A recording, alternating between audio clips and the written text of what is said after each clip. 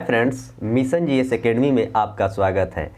Daily की तरह आज मैं फिर आपके लिए जो सुबह में 8 बजे 50 क्वेश्चन का डिस्कशन चलता है, जो कि मंडे टू सैटरडे चलता है। सप्ताह में एक दिन यह संडे को बंद रहता है। कल संडे था तो इसलिए सेट यह नहीं आया था। आज से फिर आपको सप्ताह में मंडे टू सैटरडे सेट आएगा और इसमें 50 क्वेश्चन रहते हैं और 50 क्वेश्चन के चारों ऑप्शन का डीपली डिस्कशन किया जाता है, जो कि आपका आगामी जो भी एग्जाम होने वाला है 68वीं BPSC PT, Bihar SSC, Bihar दरोगा, Bihar police, SSC GD, SSC CGL, उसमें सारे एग्जाम में इस सीरीज से आपको काफ़ी ज़्यादा लाभ मिलेगा। जो भी स्टूडेंट इस सीरीज को कंटिन्यू फॉलो करते आए होंगे तो उनका तैयारी जीके जीएस में काफ़ी अच्छा हो गया होगा। और मेरा 3 सीरीज चलता है। सुबह में आपको यह 50 क्वेश्चन का डिस्कशन और 11 बजे बिहार एसएससी का सेट प्रैक्टिस आपको टेलीग्राम में डाल दिया जाता है। वहां से आप डाउनलोड करें और उसको बनाएं और 2 से 3 बजे के बीच में उसका डिस्कशन भी यूट्यूब पर अपलोड कर दिया जाता है। वहां से आंसर को मिलाएं और आपका कितना नंबर आ रहा है कमेंट बॉक्स में ज़रूर कमेंट करके बताएं। अगर अन्यथा आपका 110 नंबर से कम आ रहा है तो आपको मेहनत करने की ज़रूरत है। अगर 110 प्लस क्वेश्चन आपका सही हो रहा है निगेटिव काट कर तो आपका रिजल्ट होने की संभावना है, अन्यथा इसका कटअप काफ़ी हाई जाएगा। आप खुद ही देख सकते हैं कि बीपीएससी जो 67वीं का कटअप की बात किया जाए तो 113 जनरल का कटअप गया था और अन्य कैटेगरी के 109 कटअप गया था। तो उसी को देखते हुए आप ऐसा तैयारी कीजिए कि कहीं से भी छटने की संभावना न हो। और शाम को आपको group discussion, daily live group discussion चलता है, जिससे आपको काफ़ी ज़्यादा फायदा होगा। उसमें आपको 6:30 बजे से लेकर 8 बजे तक कभी चलता है। उसमें जैसे ही करंट अफेयर्स को इंक्लूड किया जाएगा तो वो ग्रुप डिस्कशन आपको 8:30 बजे तक होगा, यानी कि 2 घंटा। 2 घंटा में लमसम आपसे 500 क्वेश्चन का डिस्कशन किया जाता है, जो कि आपका कहीं ना कहीं एग्जाम में पूछा हुआ क्वेश्चन ही उसमें पूछा जाता है और उसको डीपली तरीका से बताया जाता है कि आपका कन्फ्यूजन दूर हो जाए। किसी भी सेट को और पढ़ने का सबसे अच्छा तरीका तभी माना जाता है आप उसको पढ़ें और उसके बाद उसका डिस्कशन आप अच्छे से कीजिएगा तो आपका कन्फ्यूजन दूर हो जाएगा। अगर वही क्वेश्चन आपको बार बार आता है, अगर आपसे गलती हो रही तो डिस्कशन करने के बाद गलती नहीं होगी। तो चलिए मैं सेशन की शुरुआत करता हूं। आज का पहला क्वेश्चन क्या है? 35 नंबर सेट है। अभी तक मैंने 34 सेट का वीडियो अपलोड कर दिया है। आइए फर्स्ट क्वेश्चन देखते हैं क्या है। भारत में दीर्घकालिक राजकोषीय नीति की घोषणा किस वित्त मंत्री के द्वारा किया गया था? BP Singh, P Chidambaram, doctor Manmohan Singh और यशवंत सिन्हा। इसमें जो भी ऑप्शन दिया गया है ये सारे लोग वित्त मंत्री रह चुके हैं। तो वित्त मंत्री बीपी सिंह के द्वारा यह किया गया था। डॉक्टर मनमोहन सिंह की बात करें तो यह वित्त मंत्री और प्रधानमंत्री और गवर्नर भी रहे हैं। और पी चिदम्बरम भी कांग्रेस की सरकार में वित्त मंत्री थे। यशवंत सिन्हा भी आपको वित्त मंत्री थे। वित्त मंत्री भारत के प्रथम महिला जो बनी है आपको निर्मला सीतारमण है, जो कि लगातार दूसरी बार महिला वित्त मंत्री बनी है। और वित्त आयोग की बात करें तो अनुच्छेद 280 में आपको वित्त आयोग की बात कहा गया है। अगला क्वेश्चन नंबर 2, भारत सरकार की राजकोषीय नीति का निम्न में से कौन एक उद्देश्य नहीं है? क्वेश्चन को कभी भी अच्छे से पढ़ना है। यहाँ पर छोटा में लिखा रहता है कि उद्देश्य नहीं है, आप उसको पढ़ेंगे हाँ और पहला ही आंसर आपको दिया रहता है कि कौन सा है, उसमें गलती हो जाती है। तो इसीलिए आपको मैं बार बार कहता हूँ कि क्वेश्चन को कभी भी पढ़े तो अच्छे से। पूर्ण रोजगार, मूल्य स्थिरता, अंतर्राज्यीय व्यापार का निगम, धन तथा आय का न्यायोचित वितरण। तो इसका आंसर हो जाएगा आपको ऑप्शन सी, यानी कि अंतर्राज्यीय व्यापार का निगम। क्वेश्चन नंबर 3, निम्नलिखित में से किसमें हाइड्रोजन बंध नहीं है? किसमें हाइड्रोजन का बंधन नहीं है? हाइड्रोजन, फ्लोरीन, H2O, NH3 और H2S। तो किसमें पूछा गया कि नहीं है? तो इसका आंसर हो जाएगा आपको ऑप्शन डी, यानी कि H2S। H2O यानी कि जल का सूत्र होता है, NH3 अमोनिया का सूत्र होता है। क्वेश्चन नंबर 4, निम्नलिखित में से सबसे अधिक इलेक्ट्रॉन बंधुत्व वाला तत्व कौन सा है? क्लोरीन, फ्लोरीन, हाइड्रोजन और ऑक्सीजन। तो सबसे अधिक इलेक्ट्रॉन बंधुता पूछ रहा है तो इसका आंसर हो जाएगा आपको क्लोरीन। क्लोरीन के एटॉमिक नंबर की बात करें तो यह 17 होता है और हाइड्रोजन ग्रुप में क्लोरीन पाया जाता है। हाइड्रोजन का खोज कैवेंडिश ने किया था और ऑक्सीजन का खोज प्रिस्टले के द्वारा की गई थी। क्वेश्चन नंबर 5, एल्युमिनियम को किस विधि के द्वारा शुद्ध किया जाता है? आसवन विधि, ऑक्सीकरण विधि और विद्युत अपघटन के द्वारा। और ऑप्शन डी की बात करें तो इनमें से कोई नहीं। तो एल्युमिनियम को आपको विद्युत अपघटन के द्वारा शुद्ध किया जाता है। और एल्युमिनियम का निष्कर्षण बॉक्साइट से किया जाता है और एल्युमिनियम का एटॉमिक नंबर की बात करें तो 13 होता है और इसका संकेत आपको Al होता है। क्वेश्चन नंबर 6, यूरोप निम्न में से किस नदी का उपग्रह है? यूरोपा निम्न में से किस ग्रह का उपग्रह है? मंगल का, शनि का, बृहस्पति का और वरुण का। तो इसका आंसर हो जाएगा आपको बृहस्पति का। बृहस्पति का सबसे बड़ा उपग्रह है जिसे गैनीमीड कहा जाता है और सबसे ज़्यादा उपग्रह वाला ग्रह आपको शनि है जिसका 82 उपग्रह है और मंगल के 2 उपग्रह है फोबोस और डिमोस। और कौन ऐसा 2 ग्रह है जिसका उपग्रह नहीं है? तो बुध और शुक्र जो है उसका कोई उपग्रह नहीं है।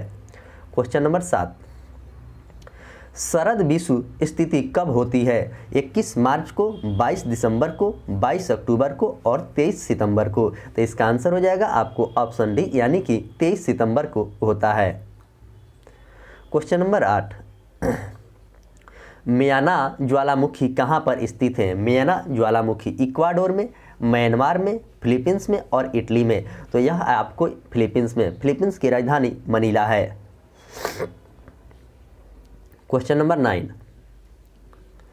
निम्नलिखित में से कौन सी जल संधि अंडमान सागर एवं दक्षिण चीन सागर को जोड़ती है? कौन सी जल संधि? मलक्का की जल संधि, सुंडा जल संधि, युकाटन जल संधि और पाक जल संधि। तो इसका आंसर हो जाएगा आपको मलक्का के संधि। पाक जल संधि के कारण भारत और तमिलनाडु को अलग किया जाता है, भारत और श्रीलंका को अलग किया जाता है। ग्रैंड कैनियन बांध किस नदी पर है? ग्रैंड कैनियन बांध जो है वो किस नदी पर है?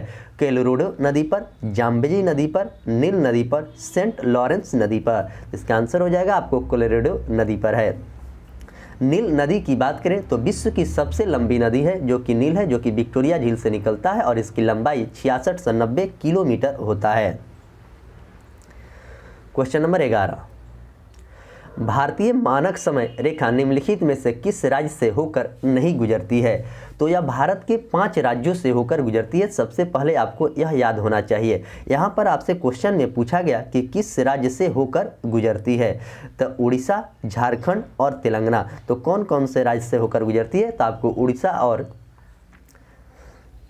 तो यह आपको उड़ीसा से गुजरती है। उत्तर प्रदेश, मध्य प्रदेश, उड़ीसा से यह गुजरती है 5 राज्य से। अगला क्वेश्चन, क्वेश्चन नंबर 12,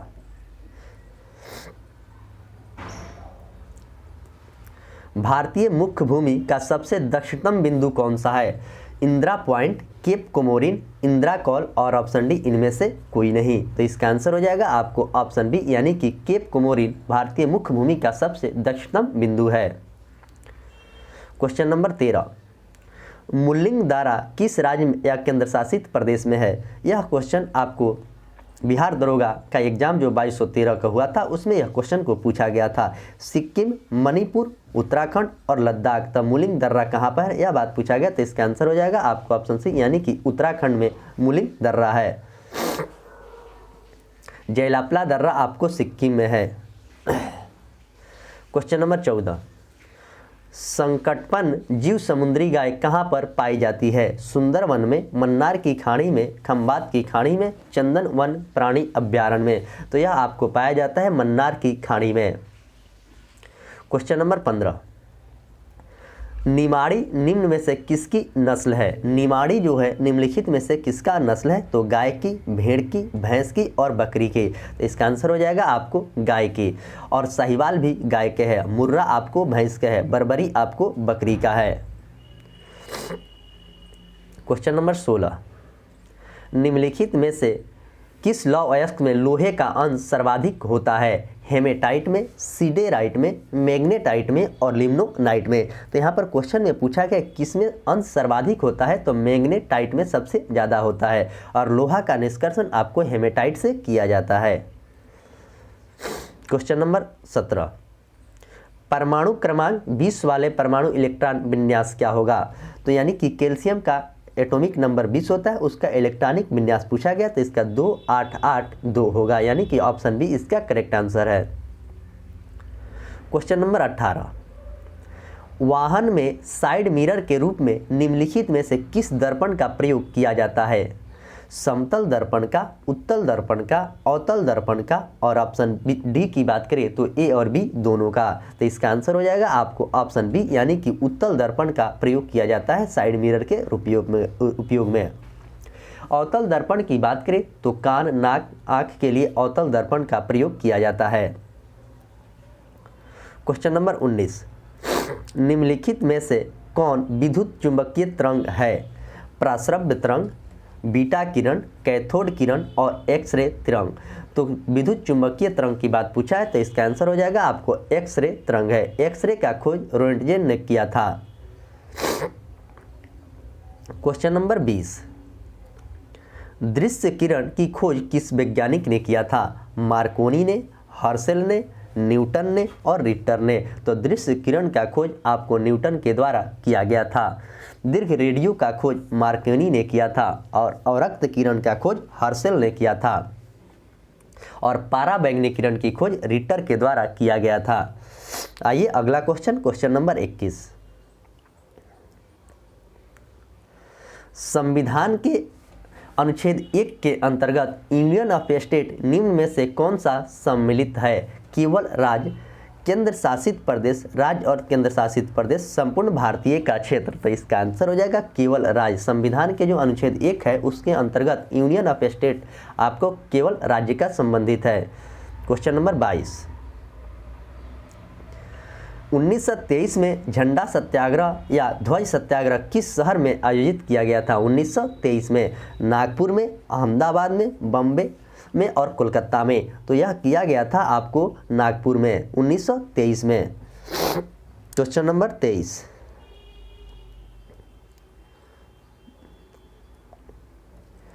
तमिलनाडु सरकार के द्वारा केंद्र एवं राज्यों के संबंध में सुधार के लिए राजमन्नार समिति का गठन कब किया गया था? राजमन्नार समिति का 1965 में, 1970 में, 1979 में और 1988 में। तो इसका आंसर हो जाएगा आपको 1970 में। ऑपरेशन फ्लड का भी शुरुआत 1970 में ही किया गया था। एफसीआई की स्थापना 1965 में हुआ था और 1965 में ही भारत और पाकिस्तान के बीच युद्ध हुआ था। 1988 की बात करें तो 1988 में सेबी की स्थापना हुई थी और सेबी का full form security exchange board of India होता है और इसका मुख्यालय आपको मुंबई में है। क्वेश्चन नंबर 24, निम्न में से किस वर्ष भारत में राष्ट्रीय आय का आपातकाल लागू नहीं हुआ है? तो 1965 में, 1962 में, 1971 में और 1975 में। तो मैंने कल ही अपने ग्रुप डिस्कशन में इस क्वेश्चन के काफ़ी अच्छे तरीक़ा से डिस्कशन किया था। जो भी स्टूडेंट ग्रुप डिस्कशन में भाग लेते हैं उन लोगों के ये सब क्वेश्चन बनाने में कहीं से भी दिक्कत होने की संभावना नहीं है। तो इसका आंसर की बात करें तो 1965 में इसका आंसर हो जाएगा आपको 1965, यानी कि ऑप्शन ए। 1962 में हुआ था, 1971 में हुआ था और 1975 में हुआ था। क्वेश्चन नंबर 25, अब तक ऐसे कितने प्रधानमंत्री बने हैं जो पहले राज्यसभा के सदस्य रह चुके हैं? तो अब तक कितने ऐसे प्रधानमंत्री हैं? तो 4, 3, 2 और 1। तो इसका आंसर की बात करें तो इसका आंसर हो जाएगा आपको 1, यानी कि 4 ऐसे प्रधानमंत्री हैं जो कि राज्यसभा के सदस्य रहे। वो 4 प्रधानमंत्री आपको इंदिरा गांधी है, मनमोहन सिंह है, जवाहरलाल नेहरू है और एक का नाम आप लोग कमेंट बॉक्स में कमेंट करके बताएंगे कि कौन है। क्वेश्चन नंबर 26, किस अनुच्छेद के तहत राज्यसभा संसद के राज्य सूची के विषयों पर विधि बनाने हेतु अधिकृत कर सकती है? किस अनुच्छेद के तहत? अनुच्छेद 248, अनुच्छेद 249, अनुच्छेद 250 और अनुच्छेद 251। तो इसका आंसर की बात करें तो इसका आंसर हो जाएगा आपको ऑप्शन बी, यानी कि अनुच्छेद 249 में इस बात को कहा गया है। क्वेश्चन नंबर 27, न्यूनतम समर्थन मूल्य यानी कि एमएसपी की अवधारणा किस समिति पर दिया गया था? किस समिति के द्वारा दी गई थी? रंगराजन समिति, बिमल जलान समिति, स्वामीनाथन समिति और लक्ष्मीकांत समिति। तो किसके द्वारा यह दिया गया था? तो लक्ष्मीकांत समिति के द्वारा दिया गया था। एमएस स्वामीनाथन का संबंध हरित क्रांति से संबंधित है। क्वेश्चन नंबर 28, भारत में पहली बार जेंडर बजट कब पेश किया गया था? भारत में पहली बार जेंडर बजट 2004 से 5, 2005 से 6, 2017 से 18 और 2009 से 2010। तो इसका आंसर हो जाएगा आपको ऑप्शन बी, यानी कि 2005 से लेकर 2006 में पेश किया गया था। क्वेश्चन नंबर 29, निम्नलिखित में से कौन बहुआयामी गरीबी सूचकांक के आयामों में शामिल नहीं है? स्वास्थ्य, शिक्षा, खुशहाली, जीवन निर्वहन का स्तर। तो इसमें पूछा गया है कि कौन सा शामिल नहीं है, तो इसका आंसर की बात करें तो ऑप्शन सी हो जाएगा, यानी कि खुशहाली नहीं है। क्वेश्चन नंबर 30, अदृश्य निर्यात का अर्थ क्या होता है? अदृश्य निर्यात का अर्थ सेवाओं का निर्यात, वस्तुओं का निर्यात, वस्तु और सेवा दोनों का निर्यात, और ऑप्शन डी की बात करें तो तस्करी के सामान का निर्यात। तो इसका आंसर हो जाएगा आपको ऑप्शन ए, यानी कि सेवाओं का निर्यात अदृश्य निर्यात का अर्थ नहीं है। बाकी जो तीनों दिया है उसका निर्यात का अर्थ है। क्वेश्चन नंबर 31, क्वेश्चन नंबर 31 कह रहा है निम्नलिखित में से कौन सा सही सुमेलित नहीं है? राजद्रोही राज्यसभाओं का रोकने के अधिनियम कब आया था? तो 1938 में। यही सही नहीं है, गलत पूछा था तो गलत, आपको यही आंसर आपका हो जाएगा। विस्फोटक पदार्थ अधिनियम 1908 में आया था। भारतीय फौजदारी कानून संशोधन अधिनियम 1908 में आया था, और समाचार पत्र यानी अपराधों के लिए प्रोत्साहन अधिनियम 1908 में आया था। तो ऑप्शन ए इसका गलत है, गलत को चुनना था। क्वेश्चन नंबर 32, गांधी जी ने व्यक्तिगत सत्याग्रह किस वर्ष किया था? 1940 में, 1941 में, 1942 में और 1939 में। तो गांधी जी के द्वारा व्यक्तिगत सत्याग्रह आपको 1940 में किया गया था। उस समय भारत की वायसराय की बात करें तो लॉर्ड लिनलिथगो भारत के वायसराय थे। 9 अगस्त 1942 को गांधी जी ने भारत छोड़ो आंदोलन की शुरुआत किया था। क्वेश्चन नंबर 33, त्रिपुरी संकट के बाद कांग्रेस के अध्यक्ष किसे चुना गया था? त्रिपुरी जो संकट हुआ था उसके बाद कांग्रेस के अध्यक्ष किसे चुना गया? अबुल कलाम आजाद, जवाहरलाल नेहरू, राजेंद्र प्रसाद और सरदार पटेल को। तो इसका आंसर हो जाएगा आपको राजेंद्र प्रसाद को चुना गया था। जवाहरलाल नेहरू कांग्रेस के 3 बार अध्यक्ष रहे। उन्होंने पहली बार 1929 में अध्यक्ष रहे, उसके बाद 1936 में रहे, उसके बाद 1937 में रहे। तो 1937 में जो अधिवेशन की अध्यक्षता जवाहरलाल नेहरू ने किया था वो पहला कांग्रेस का अधिवेशन गांव में हुआ था, जो कि फैजपुर महाराष्ट्र में पड़ता है। क्वेश्चन नंबर 34,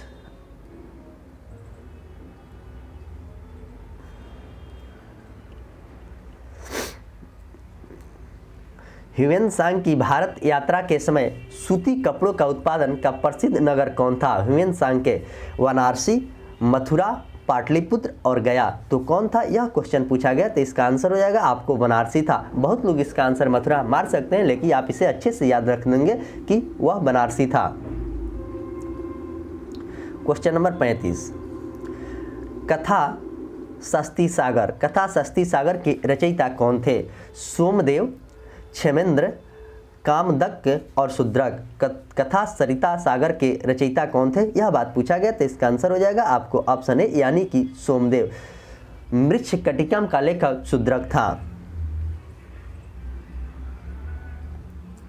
क्वेश्चन नंबर 36, कौन सा हड़प्पा स्थल घग्गर नदी के किनारे स्थित है? कौन सा हड़प्पा स्थल जो है घग्गर नदी के किनारे है? तो बनवाली, चनहुद्रो, कालीबंगा और धौलावीरा। तो इसका आंसर की बात करें तो इसका आंसर हो जाएगा कालीबंगा। कालीबंगा आपको राजस्थान में पड़ता है और यह घग्गर नदी के किनारे स्थित है। क्वेश्चन नंबर 37, उदाइन किस वंश का शासक था? उदाइन जो था वह किस वंश का शासक था? मौर्य वंश का, शिशुनाग वंश का, हर्यक वंश का और नंद वंश का। तो उदाइन आपको हर्यक वंश के संस्थापक था। हर्यक वंश के संस्थापक बिंबिसार था। मौर्य वंश के संस्थापक की बात करें तो चंद्रगुप्त मौर्य था। और शिशुनाग वंश के संस्थापक आप लोग कमेंट बॉक्स में कमेंट में बताएंगे कि शिशुनाग वंश और नंद वंश के संस्थापक कौन था।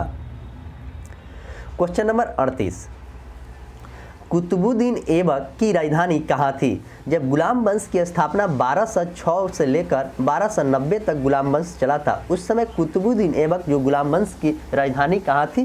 तो आपको लाहौर थी। और गुलाम वंश के वास्तविक संस्थापक इल्तुतमिश था, जो कि दिल्ली से गुलाम वंश की स्थापना किया था। क्वेश्चन नंबर 39, निम्नलिखित में से कौन एक मंदिर के ईंटों का निर्मित है?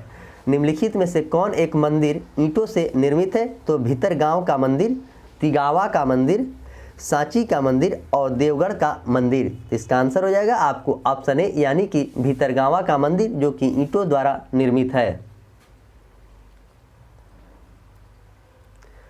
तारीख ए फिरोजशाही की रचना किसके द्वारा किया गया था? अमीर खुसरो, जियाउद्दीन बर्नी, अब्बास खां शेरवानी और अबुल फजल। तारीख ए फिरोजशाही की रचना किसके द्वारा किया गया था? तो तारीख ए फिरोजशाही की रचना जियाउद्दीन बर्नी के द्वारा किया गया था।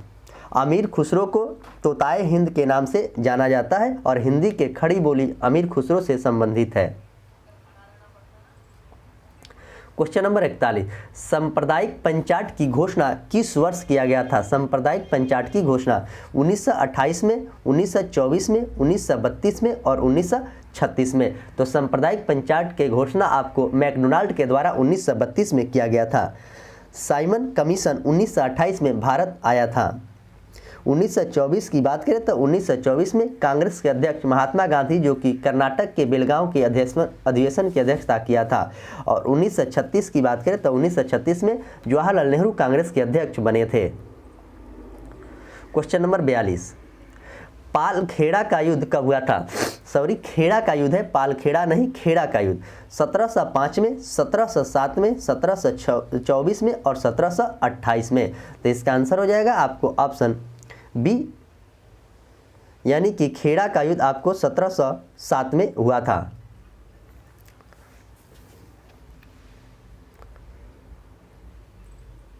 क्वेश्चन नंबर 43, निम्न में से किस जंतु में गमन के लिए कूटपाद पाए जाते हैं? किस जंतु में गमन के लिए कूटपाद पाए जाते हैं? ट्रिप्नोसोमा, अमीबा, प्लाज्मोडियम और पैरासीमियम। तो इसका आंसर हो जाएगा आपको ऑप्शन बी यानी कि अमीबा में पाया जाता है। सरसों किस कुल का पौधा है? सरसों जो है वह किस कुल का पौधा है? और सरसों रबी फसल में आता है। कुसीफेरी, स्लोनेसी, मालवेसी और लेगुमिनेसी। तो सरसों किस कुल का पौधा है? तो क्रूसीफेरी का है। स्लोनेसी में आलू आता है। क्वेश्चन नंबर 45,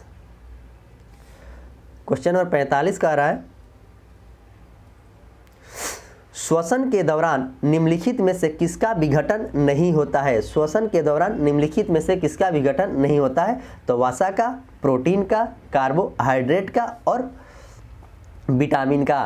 तो इसका आंसर हो जाएगा आपको विटामिन का नहीं होता है। विटामिन का खोज फंक ने 1911 में किया था। चावल में सबसे ज़्यादा कार्बोहाइड्रेट पाया जाता है और सोयाबीन में सबसे ज़्यादा प्रोटीन पाया जाता है और घी में सबसे ज़्यादा वसा पाया जाता है 99%। क्वेश्चन नंबर 46, अपच का उपचार करने के लिए निम्नलिखित में से किस औषधि का प्रयोग किया जाता है? अपच का उपचार करने के लिए एंटासिड का, एंटीबायोटिक का, एंटीसेप्टिक का और एनाल्जेसिक का। तो इसका आंसर हो जाएगा आपको एंटासिड खाया जाता है जो अपच हो जाता है। तो एंटासिड एक टैबलेट होता है। क्वेश्चन नंबर 47,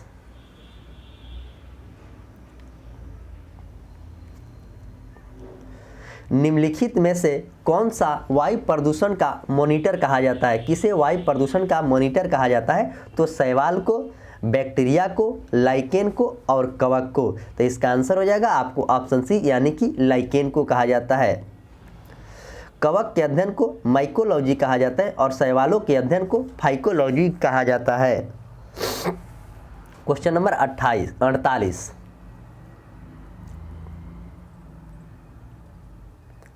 निम्नलिखित में से कौन ठोस स्नेहक के उदाहरण है? तो गंधक, ग्रेफाइट, ईडियम और ऑप्शन डी, बी और सी दोनों। तो कौन उदाहरण है? तो इसका आंसर हो जाएगा आपको ऑप्शन बी ग्रेफाइट है। क्वेश्चन नंबर 49, निम्नलिखित में से कौन सा सही सुमेलित नहीं, यानी कि पूछा गया कि कौन सा इसमें गलत है। गेहूं जो है फ्लेशियर माइनर है, यह सही है। मटर जो है यह प्याजी है, यह भी सही है। पेट्रोल जो है कासनी है, यह भी सही है। तो धान जो है वो बथुआ है, यही गलत है, गलत को चुनना था। तो इसका आंसर हो जाएगा आपको ऑप्शन बी। क्वेश्चन नंबर 50, इस पीडीएफ के लास्ट क्वेश्चन यानी कि 50 नंबर क्वेश्चन। निम्न में से कौन जड़ का उदाहरण नहीं है? जड़ का उदाहरण नहीं है तो गाजर, मूली, आलू, ऑप्शन डी ए तथा सी दोनों। तो जड़ का उदाहरण कौन नहीं है? तो आलू और मूली नहीं है, ये सब तना है, इसका तना खाया जाता है। गाजर लेकिन जड़ का उदाहरण है। तो इस तरह 50 क्वेश्चन का जो आपके सामने डिस्कशन था, काफ़ी अच्छे तरीका से इसका डिस्कशन पेश किया गया है। अब आइए इसमें कुछ स्मरणीय तथ्य जो दिया जाता है आपके एग्जाम में, वो सीधे पूछा जाता है। सुखदेव, भगत सिंह एवं राजगुरु को फांसी की सजा कब दिया गया था? तो 23 मार्च 1931 को इस तीनों को फांसी की सजा दी गई थी। कांग्रेस सोशलिस्ट पार्टी की स्थापना हुआ था कब? कांग्रेस सोशलिस्ट पार्टी की स्थापना 1934 में हुआ था। इस पार्टी के अध्यक्ष कौन थे? तो नरेंद्र देव थे। कांग्रेस सोशलिस्ट पार्टी के अध्यक्ष आपको नरेंद्र देव थे। इसके पहले सचिव जयप्रकाश नारायण बने थे और प्रिजन डायरी जो था वो जयप्रकाश नारायण के द्वारा ही लिखी गई थी और संपूर्ण क्रांति की नारा जयप्रकाश नारायण के द्वारा ही दिया गया था। अखिल भारतीय किसान सभा का गठन हुआ था 1936 में। अखिल भारतीय किसान सभा, इससे पहले अध्यक्ष इसका स्वामी सहजानंद सरस्वती थे और इसके पहले महासचिव की बात करें तो एनजी रंगा थे। यह दोनों क्वेश्चन आपके एग्जाम में पूछा जाता है। कभी कभी सचिव पूछा जाता है जो कि एनजी रंगा है और कभी कभी आपसे अध्यक्ष पूछा जाता है जो कि स्वामी सहजानंद सरस्वती है। किसानों की समस्या को प्रकाशित करने वाली हुकार पत्रिका का प्रकाशन सहजानंद सरस्वती के द्वारा किया गया था। तो क्वेश्चन पूछा जाएगा कि हुकार पत्रिका का प्रकाशन किसके द्वारा किया गया था? तो सहजानंद सरस्वती के द्वारा किया गया था। फॉरवर्ड ब्लॉक का स्थापना किया गया था मई 1939 में सुभाष चंद्र बोस के द्वारा। फॉरवर्ड ब्लॉक की स्थापना 1939 में सुभाष चंद्र बोस के द्वारा किया गया था।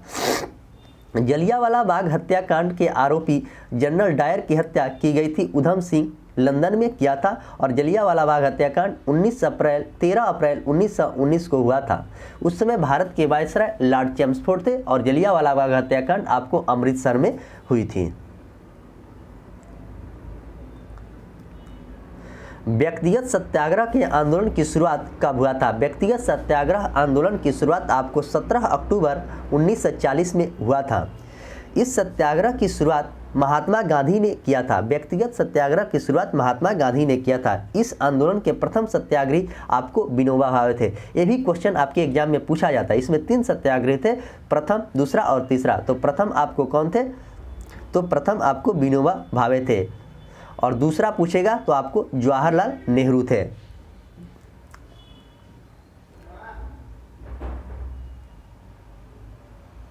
यहाँ पर इस आंदोलन के दूसरे सत्याग्रही दे ही दिया गया है, दूसरा आपसे मैं पूछा ही था, जवाहरलाल नेहरू है। भारत छोड़ो आंदोलन का प्रस्ताव कांग्रेस के द्वारा स्वीकार किया गया था कब? स्वीकार करने की बात कहेगा तो 8 अगस्त 1942 और पूरे भारत में कब फैला था? तो 9 अगस्त 1942। इस आंदोलन की शुरुआत 9 अगस्त 1942 को हुआ था। इस आंदोलन के में गांधी जी करो या मरो का नारा दिया था। भारत छोड़ो आंदोलन में गांधी जी ने करो या मरो का नारा दिया था। ऑपरेशन 0 आवर का संबंध भारत छोड़ो आंदोलन से है। यह क्वेश्चन बीपीएससी 67वीं के एग्जाम में पूछा था।